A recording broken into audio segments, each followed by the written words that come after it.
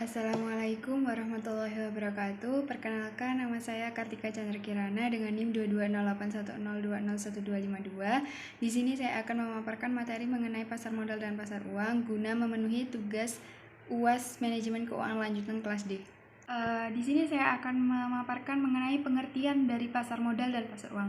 Apa sih pasar modal itu? Pasar modal adalah pasar untuk berbagai instrumen keuangan jangka panjang dengan jangka waktu lebih dari 1 tahun, seperti saham, surat utang atau obligasi, reksadana, dan berbagai instrumen derivatif dari efek atau surat berharga. Kemudian apa sih pasar uang itu? Pasar uang merupakan pasar yang menyediakan sarana pengalokasian dan pinjaman dana jangka pendek dalam jangka waktu surat berharga yang diperjualbelikan biasanya kurang dari 1 tahun. Oleh karena itu, pasar uang merupakan pasar likuiditas primer. Di slide selanjutnya ini saya akan menjelaskan mengenai tujuan pasar modal dan pasar uang, yang dimana tujuan utama dari pasar modal adalah menciptakan mekanisme yang memungkinkan perusahaan mengakses dana dari investor dengan menerbitkan saham, obligasi, dan juga instrumen keuangan lainnya sehingga memfasilitasi pertumbuhan ekonomi serta pengembangan bisnis. Dan kemudian tujuan dari pasar uang adalah dari pihak yang membutuhkan dana, tujuannya itu untuk memenuhi kebutuhan jangka pendek, untuk memenuhi kebutuhan likuiditas, untuk memenuhi kebutuhan modal kerja, dan juga sedang mengalami kalah clearing. Kemudian dari pihak yang menanamkan dana, tujuan pasar uang adalah untuk memperoleh penghasilan dengan tingkat suku bunga tertentu dan kemudian membantu pihak-pihak yang mengalami kesulitan keuangan, dan serta yang terakhir yaitu spekulasi. Nah, kemudian di sini saya akan memaparkan lagi materi mengenai jenis-jenis pasar modal dan juga pasar uang. Yang dimana jenis-jenis pasar modal ini ada dua. Yang pertama yaitu pasar perdana dan juga pasar sekunder.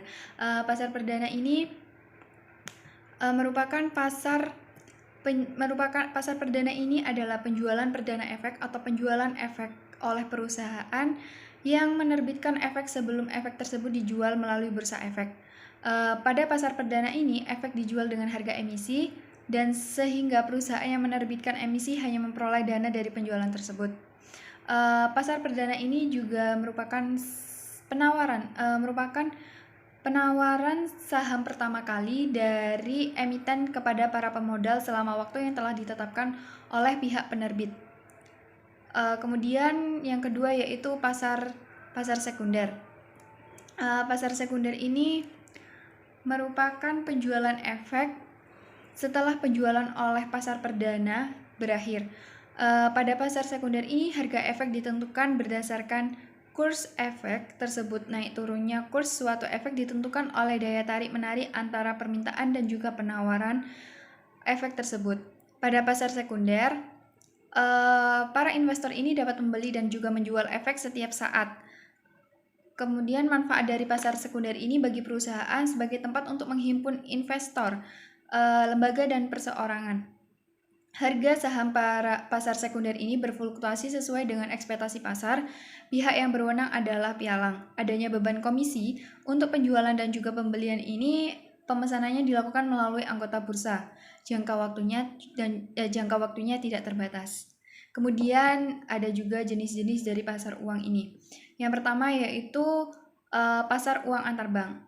Pasar uang antar bank ini pasar yang digunakan oleh bank-bank komersial untuk saling meminjam dan menyalurkan dana dalam jangka waktu pendek. Biasanya satu hari sampai 1 tahun.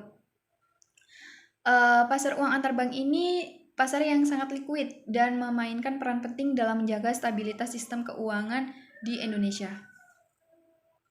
Kemudian yang kedua yaitu pasar uang surat berharga. Pasar uang surat berharga ini pasar yang diperuntukkan bagi transaksi surat berharga dengan jatuh tempo kurang dari 1 tahun. Pada umumnya diterbitkan oleh pemerintah sebagai salah satu cara untuk membiayai defisit anggaran dari negara kita. Investor dapat membeli surat berharga ini dengan tujuan memperoleh bunga yang lebih tinggi daripada menanamkan dana di bank.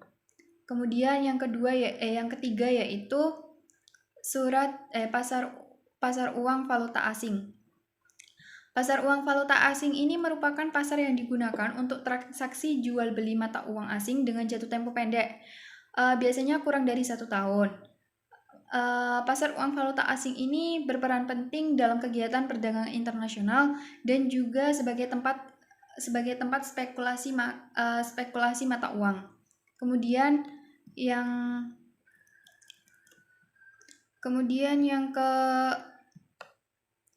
keempat ini pasar uang repurchase agreement atau repos.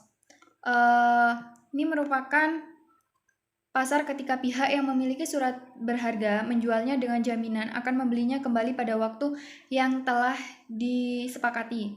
Repos biasanya memiliki jatuh tempo pendek dan digunakan sebagai instrumen investasi atau pinjaman jangka pendek. Dan yang terakhir yaitu pasar uang mikro. Pasar uang mikro ini pasar yang dikhususkan untuk transaksi keuangan dengan jumlah yang kecil. Pasar ini menyediakan akses keuangan bagi para pelaku usaha mikro, kecil, dan juga menengah atau UMKM. Yaitu ciri-ciri dari pasar modal. Apa sih ciri-cirinya itu? Ciri-cirinya yang pertama yaitu produk yang diperjualbelikan adalah surat berharga. Terus yang kedua berfokus pada pemenuhan kebutuhan pendanaan jangka panjang. Yang ketiga, nilai investasi bergantung pada ekspansi ekonomi. Yang keempat, capital markets umumnya mengacu pada wilayah tertentu. Kemudian di sini juga ada ciri-ciri pasar uang. Apa saja sih ciri-ciri pasar uang ini? Ciri-ciri pasar uang ini ada 3. Yang pertama yaitu menekankan pada pemenuhan jangka pendek. Yang kedua, mekanisme pasar uang ditekankan untuk mempertemukan pihak yang mempunyai kelebihan dana dan yang membutuhkan dana. Yang terakhir yaitu tidak terikat pada tempat tertentu seperti halnya pasar modal. Kemudian pelaku-pelaku dalam pasar modal. Ini ada 4. Yang pertama yaitu emiten, investor, lembaga penunjang, dan juga underwriter. Yang dimana emiten ini merupakan perusahaan yang menerbitkan surat-surat berharga dan sudah terdaftar di Bursa Efek. Sebuah perusahaan ini bisa dikatakan sebagai emiten karena mereka pihak yang melakukan penjualan surat-surat berharga atau emisi di pasar primer maupun sekunder. Sementara itu, menurut Otoritas Jasa Keuangan, emiten ini pihak yang menjalankan penawaran umum berupa penjualan efek berdasarkan ketentuan dalam undang-undang yang berlaku. Kemudian ada juga investor. Investor ini merupakan pelaku yang memberikan modal terhadap emiten dengan cara membeli efek atau saham penerbit emiten. Adapun besar atau kecilnya modal tergantung dari kemampuan para investor. Kemudian yang ketiga yaitu lembaga penunjang. Lembaga penunjang ini merupakan lembaga yang bertugas untuk menjaga kelancaran transaksi di market. Adapun pelakunya antara lain kustodian, wali amanat, biro administrasi efek, dan juga lembaga penyelesaian dan penyimpanan.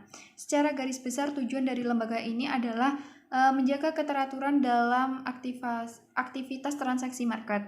Kemudian yang keempat yaitu penjamin emisi efek atau underwriter adalah pihak yang membuat kontrak dengan emiten untuk melakukan penawaran umum bagi kepentingan emiten atau tanpa kewajiban untuk membeli sisa efek yang tidak terjual. Nah, kemudian ada juga pelaku dalam pasar uang. Pelaku dalam pasar uang ini ada 5. Yang pertama yaitu bank, perusahaan asuransi, perusahaan-perusahaan besar, lembaga pemerintah, dan juga lembaga keuangan. Yang dimana bank ini merupakan yang terlibat dalam transaksi peminjaman atau pemberian pinjaman antar bank untuk memenuhi kebutuhan likuiditas jangka pendek. Bank ini memanfaatkan pasar uang untuk mengelola likuiditas mereka, melakukan investasi jangka pendek, dan juga memenuhi persyaratan cadangan kas. Yang kedua yaitu perusahaan asuransi. Perusahaan asuransi ini perusahaan yang sering menginvestasikan premi yang diterima dalam instrumen keuangan jangka pendek untuk memastikan ketersediaan dana saat klaim diajukan. Kemudian perusahaan asuransi ini dapat menggunakan pasar uang untuk melibatkan diri dalam transaksi mata uang guna mengelola resiko fluktuasi mata uang. Kemudian ada juga perusahaan-perusahaan besar. Perusahaan-perusahaan besar ini dapat menggunakan pasar uang untuk manajemen kas sehari-hari, memaksimalkan keuntungan dari investasi jangka pendek dan juga memenuhi kebutuhan likuiditas. Perusahaan besar ini juga dapat mengakses pasar uang untuk mendapatkan pembiayaan jangka pendek, misalnya melalui penerbitan komersial kertas. Dan kemudian ada juga lembaga pemerintahan. Lembaga pemerintahan ini dapat mengeluarkan surat utang jangka pendek seperti treasury bills untuk memenuhi kebutuhan finansialnya dalam jangka pendek. Kemudian juga sebagai lembaga pemerintahan ini dapat terlibat dalam operasi pasar terbuka untuk mengatur likuiditas di pasar uang. Dan kemudian yang terakhir yaitu lembaga keuangan. Lembaga keuangan ini seperti dana pensiun dan juga hedge funds dapat berperan sebagai pemberi pinjaman atau pinjaman dalam peminjam dalam pasar uang untuk mencapai tujuan investasi mereka. Kemudian lembaga keuangan ini juga dapat menggunakan pasar uang untuk diversifikasi portofolio, mengelola risiko dan juga mencari peluang investasi jangka pendek. Kemudian jenis-jenis resiko investasi di pasar uang. Jenis-jenis resiko investasi di pasar uang ini ada 7. Yang pertama resiko pasar, resiko reinvestment, resiko gagal bayar, resiko inflasi, resiko valuta, resiko politik, dan juga marketability atau liquidity risk. Resiko pasar ini merupakan resiko yang berkaitan dengan turunnya harga surat berharga atau tingkat bunga naik mengakibatkan investor ini mengalami capital loss. Kemudian yang kedua yaitu resiko reinvestment. Ini merupakan resiko terhadap penghasilan suatu aset finansial yang harus direinvest dalam aset yang berpendapatan rendah. Dalam aset yang berpendapatan rendah. Resiko yang memaksa investor menempatkan pendapatan yang diperoleh dari bunga kredit atau surat-surat berharga ke investasi yang berpendapatan rendah akibat turunnya tingkat bunga. Kemudian ada resiko gagal bayar. Resiko gagal bayar ini resiko yang terjadi akibat peminjam atau debitur ini tidak mampu memenuhi kewajibannya sesuai dengan yang diperjanjikan. Kemudian yang keempat yaitu resiko inflasi. Resiko inflasi ini merupakan untuk menghadapi hal tersebut, dalam menghadapi resiko inflasi ini, kreditur ini biasanya berusaha mengimbangi proyeksi inflasi dengan mengenakan tingkat bunga yang lebih tinggi. Kemudian yang kelima yaitu resiko valuta, resiko yang timbul karena fluktuasi kurs valuta. Yang keenam yaitu resiko politik. Resiko politik ini berkaitan dengan kemungkinan adanya perubahan ketentuan perundangan yang berakibat turunnya pendapatan yang diperkirakan dari suatu investasi atau bahkan akan terjadi kerugian total dari modal yang diinvestasikan. Yang terakhir yaitu marketability atau liquidity risk. Ini dapat terjadi apabila instrumen pasar uang yang dimiliki sulit untuk dijual kembali sebelum jatuh tempo. Sulitnya menjual kembali surat berharga tersebut memberi resiko untuk tidak dapat mencairkan kembali instrumen pasar uang dalam bentuk uang tunai pada saat membutuhkan likuiditas sebelum jatuh tempo.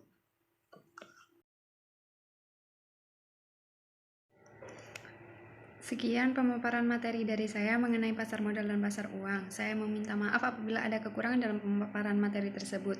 Sekian, terima kasih. Wassalamualaikum warahmatullahi wabarakatuh.